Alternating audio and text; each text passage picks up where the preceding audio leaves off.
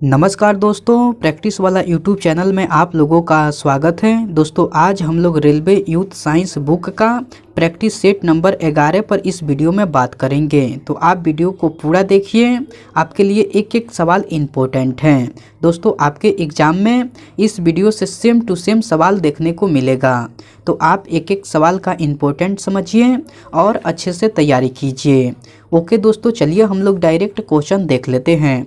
Next question 1 number कह रहा है कि गति के दूसरे समीकरण द्वारा किसके बीच संबंध को दर्शाया गया है। 4 ऑप्शन दिया गया है, इनमें से आपको चुनकर बताना है कि गति के दूसरे समीकरण द्वारा किसके बीच संबंध को दर्शाया गया है। तो आपको स्थान और समय के बीच संबंध को दर्शाया गया है। गति के दूसरे समीकरण द्वारा स्थान और समय के बीच संबंध को दर्शाया गया है। तो ऑप्शन बी जो है बिल्कुल सही उत्तर हो जाएगा।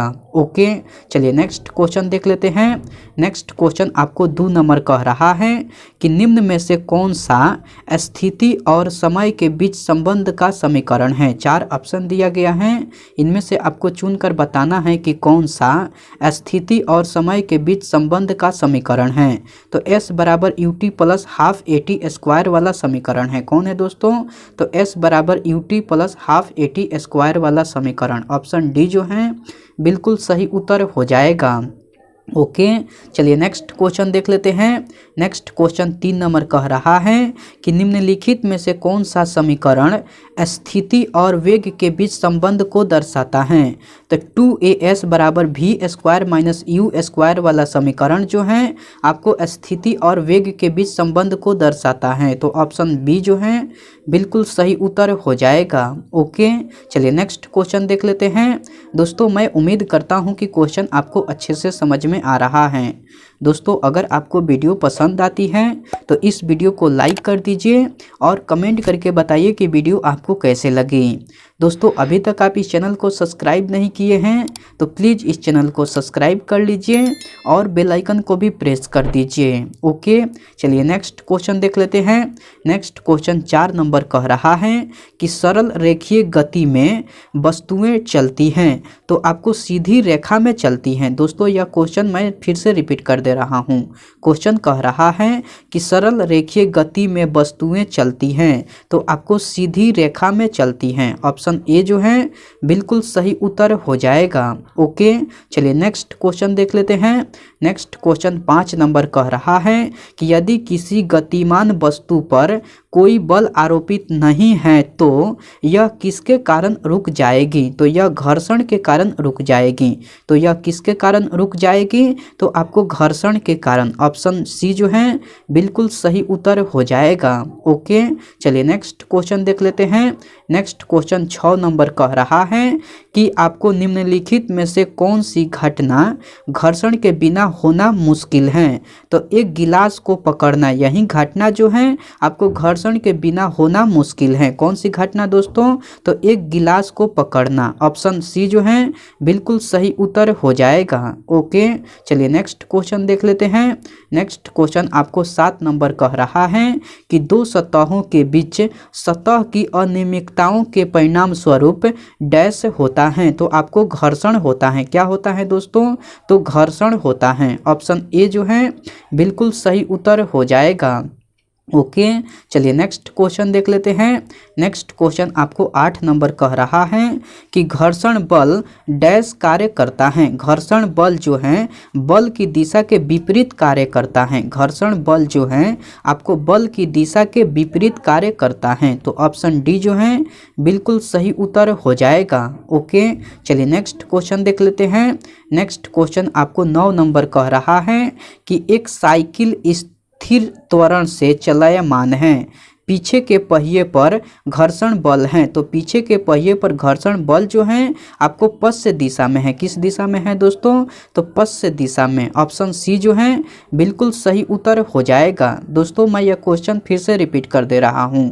क्वेश्चन कह रहा है कि एक साइकिल स्थिर त्वरण से चलायमान है, पीछे के पहिए पर घर्षण बल हैं। तो पीछे के पहिए पर घर्षण बल जो हैं आपको पश्चिम दिशा में है। ऑप्शन सी जो है बिल्कुल सही उत्तर हो जाएगा। ओके दोस्तों, चलिए नेक्स्ट क्वेश्चन देख लेते हैं। नेक्स्ट क्वेश्चन 10 नंबर कह रहा है कि कारों के ब्रेकिंग पैड में डैश के गुण का उपयोग किया जाता है। तो कारों के ब्रेकिंग पैड में आपको घर्षण का सकारात्मक प्रभाव के गुण का उपयोग किया जाता है। किसका उपयोग किया जाता है?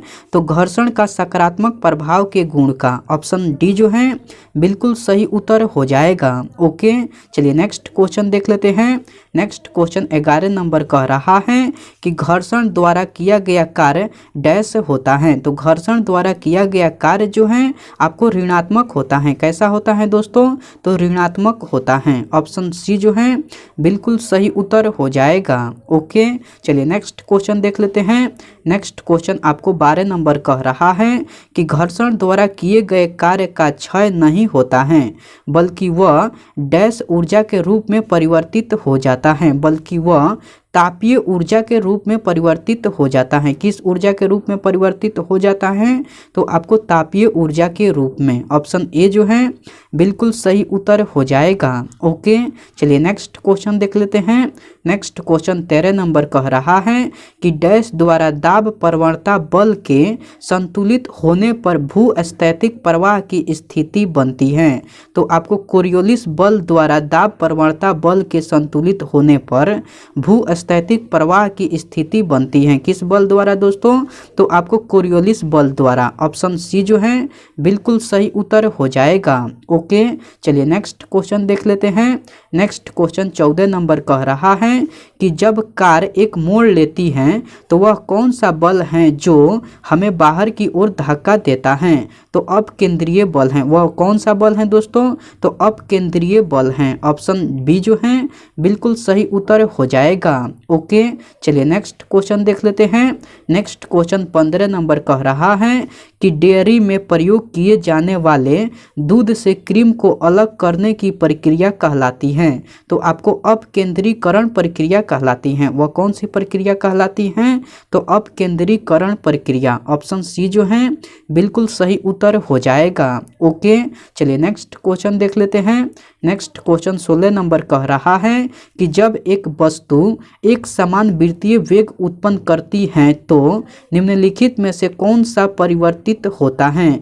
तो आपको दिशा परिवर्तित होता है। कौन परिवर्तित होता है? तो आपको दिशा। ऑप्शन डी जो है बिल्कुल सही उत्तर हो जाएगा। ओके, चलिए नेक्स्ट क्वेश्चन देख लेते हैं। नेक्स्ट क्वेश्चन आपको 17 नंबर कह रहा है कि लट्टू को घुमाना किसका एक उदाहरण है? 4 ऑप्शन दिया गया है, इनमें से आपको चुनकर बताना है कि लट्टू को घुमाना किसका एक उदाहरण है। तो आपका केंद्राभिमुख बल का एक उदाहरण है। लट्टू को घुमाना केंद्राभिमुख बल का एक उदाहरण है। तो ऑप्शन ए जो है बिल्कुल सही उत्तर हो जाएगा। ओके, चलिए नेक्स्ट क्वेश्चन देख लेते हैं।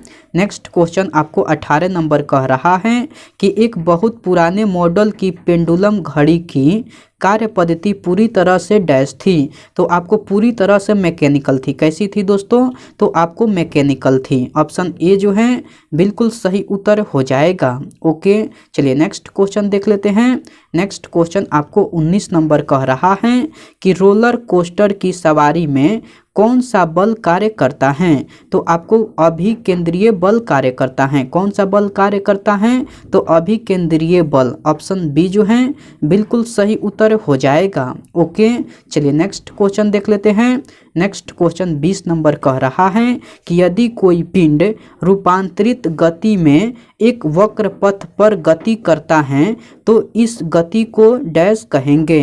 तो इस गति को वक्र रेखीय गति कहेंगे। तो इस गति को क्या कहेंगे दोस्तों? तो वक्र रेखीय गति कहेंगे। ऑप्शन डी जो है बिल्कुल सही उत्तर हो जाएगा। ओके, चलिए नेक्स्ट क्वेश्चन देख लेते हैं।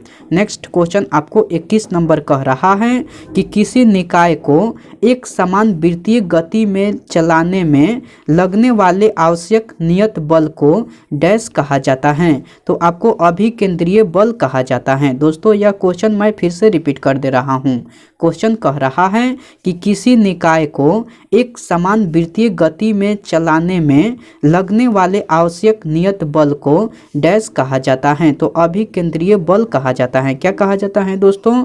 तो अभिकेंद्रीय बल। ऑप्शन सी जो है बिल्कुल सही उत्तर हो जाएगा। ओके, चलिए नेक्स्ट क्वेश्चन देख लेते हैं। नेक्स्ट क्वेश्चन आपको 22 नंबर कह रहा है कि जब कोई वस्तु एक समान वृत्तीय गति से घूर्णन करती है तो प्रत्येक बिंदु पर इसका डैश बदल जाता है। तो प्रत्येक बिंदु पर इसका वेग बदल जाता है। क्या बदल जाता है दोस्तों? तो वेग बदल जाता है। ऑप्शन बी जो है बिल्कुल सही उत्तर हो जाएगा। ओके, चलिए नेक्स्ट क्वेश्चन देख लेते हैं। नेक्स्ट क्वेश्चन 23 नंबर कह रहा है कि यदि एक साधारण लोलक यानी पेंडुलम की लंबाई बढ़ा दी जाए तो इसका आवर्तकाल डैश होगा। तो इसका आवर्तकाल बढ़ेगा। तो इसका आवर्तकाल क्या होगा दोस्तों? तो इसका आवर्तकाल बढ़ेगा। ऑप्शन ए जो है बिल्कुल सही उत्तर हो जाएगा। ओके, चलिए नेक्स्ट क्वेश्चन देख लेते हैं। नेक्स्ट क्वेश्चन आपको 24 नंबर कह रहा है कि एक वृत्ताकार पथ में स्थिर गति वाले पिंड की गति को क्या कहा जाता है? तो समान वृत्तीय गति कहा जाता है। क्या कहा जाता है दोस्तों? तो समान वृत्तीय गति। ऑप्शन डी जो है बिल्कुल सही उत्तर हो जाएगा। ओके, चलिए नेक्स्ट क्वेश्चन देख लेते हैं। नेक्स्ट क्वेश्चन 25 नंबर कह रहा है कि जब कोई वस्तु वृत्तीय पथ पर गति करती है तो घूर्णन करती हुई वस्तु पर केंद्र की ओर लगने वाला बल कहलाता है। तो अभिकेंद्रीय बल कहलाता है। क्या कहलाता है दोस्तों? तो अभिकेंद्रीय बल। ऑप्शन सी जो है बिल्कुल सही उत्तर हो जाएगा। ओके, आज का प्रैक्टिस सेट में इतना ही सवाल था। मैं उम्मीद करता हूं कि सारे सवाल आपको याद हो गया होगा। दोस्तों अगर आपको सारे सवाल याद नहीं हुआ है तो आप इस वीडियो को फिर से देखिए। आपके लिए एक एक सवाल इम्पोर्टेंट है। आपके एग्जाम में इस वीडियो से सेम टू सेम सवाल देखने को मिलेगा। ओके, मैं आपसे नेक्स्ट वीडियो में मिलता हूँ। तब तक के लिए टेक केयर दोस्तों एंड बाय।